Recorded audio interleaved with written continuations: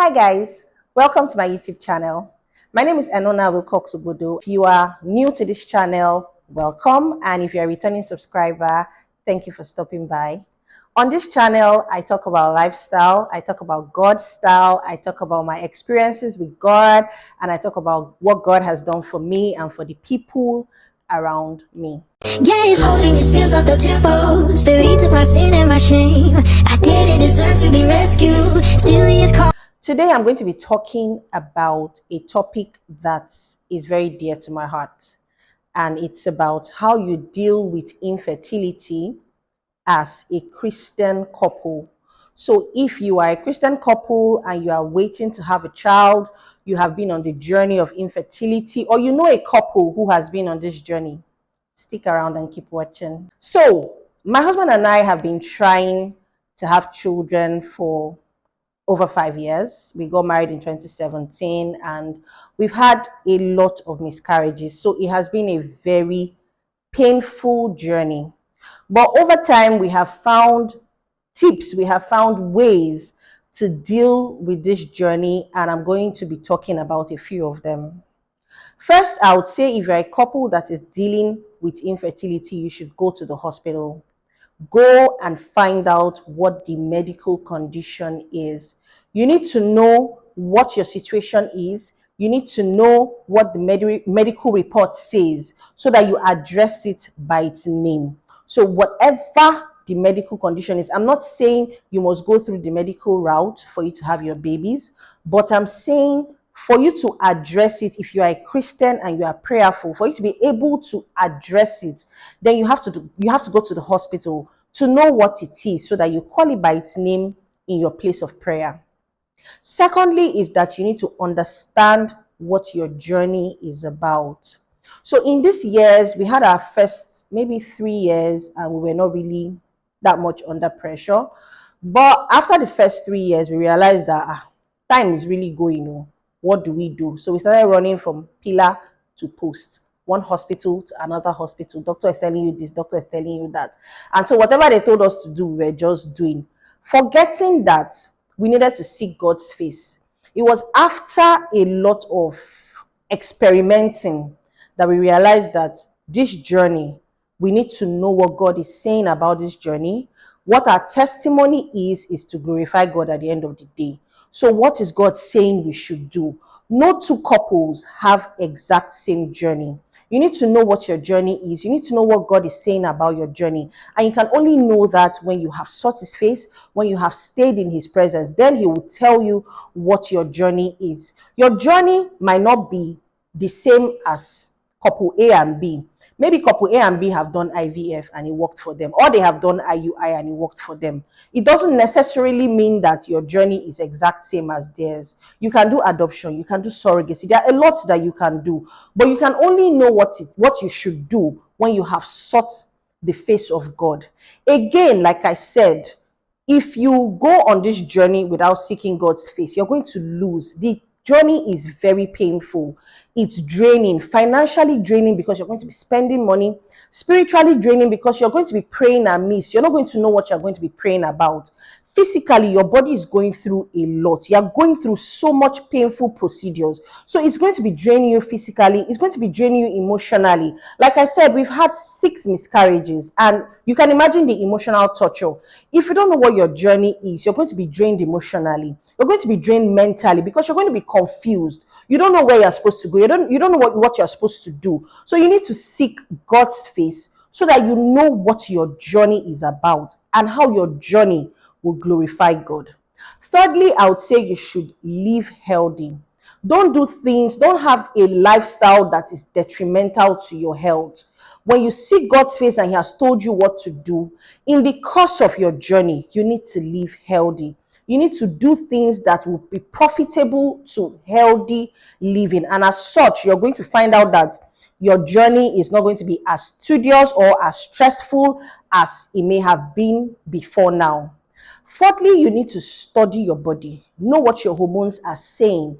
Know when you are ovulating. Know when is the right time to do the right thing that you need to do according to what God has told you to do. You need to study your body. You need to guard your mind. Be careful of who is talking to you. Be careful of what you are saying. Don't let negative comments come into your mental space because it's going to drain you the more. Wade off, shut out, guard your heart jealously. Make sure that nobody is telling you the wrong things. Focus on. I belong to a prayer group that calls miracle babies our believable references. So focus on the believable references around you. Make it a duty to look out for women who have their babies and they're sharing their testimonies. Latch on those testimonies, draw strength from those testimonies. Even the people that probably would even be hiding their babies from you, remember that it's the same God that gave them those babies and He'll give to you. If you can't even find believable references around you, there are believable references in the Bible. And by God's grace, I'm going to make out time to make a video about the believable references in the Bible. There's Hannah, there's Sarah. There are believable references in the Bible. Look for them and hold on to them because it's going to help you. It's going to help to increase your faith. So look for your believable references and hold on to them. Then you should focus on your union, focus on your friendship, focus on your marriage, protect your partner, protect your spouse. You are each other's army. Protect yourselves from in-laws if you are in that position, from friends who have negative vibes. Protect yourselves. Focus on your friendships because the truth is when these babies come, you're going to be overwhelmed with taking care of the babies. So if you don't have a solid foundation of friendship, it's going to affect your marriage at the end of the day. That beautiful thing that you have been looking for, that you have been struggling to get, you get it and it now seems like it is now driving a wedge in your marriage. So focus on your friendship, build your friendship. Let your marriage be about the both of you and about God. That should be the focus of your marriage. Build your marriage around yourselves and not just around the fact that you are looking for a baby. Go into intimate bonding activities, game nights, movie night, date night, do stuff, take trips, do things that will help you bond better. Okay, and then finally, the last one for now is that you keep your sex life about your intimacy. There was a phase in my marriage where sex was very transactional. It was all about when is the right time to have the baby. Oh, I'm ovulating. My wristwatch is a smart wristwatch and it would take my pulse and then prompt and tell me you're ovulating in 2 days time. And before that 2 days time, my husband dare not touch me. Sex was strictly transactional. It was just about having babies. Let your marital bed be about the intimacy and not about the fact that you're looking for babies or you're trying to have sex so that you can have babies. Let your marital bed be about the intimacy. Remember that part of the reason God gave you marriage was so that you practice intimacy with somebody and then He builds you to practice intimacy with Him as your maker.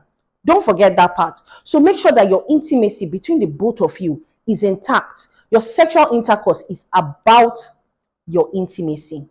If you are on this journey, remember that God is faithful. God is loyal. He is responsible. He's a faithful father. If He has said something to you, if He has given you a promise, He is faithful to fulfill that promise. So find His promises for you and hold them tightly. Hold them like they are oxygen. Don't let any medical report waver you. Hold on to His promises for you. And at the end of the day, His word is yea and amen. Your promises will become your real manifestation of evidences. I love you and I'm rooting for you. And remember that I'm on this journey with you. Until Jesus is glorified, we will continue to push on and keep our faith alive on this journey. My name is Enona, and if this video blessed you, like this video. Comment. If you know somebody that needs it, share to the person. Subscribe to my channel, all right? Click on the notification bell so that you get notified whenever I drop content that will bless your life. Take care of yourself and keep your faith alive. Bye.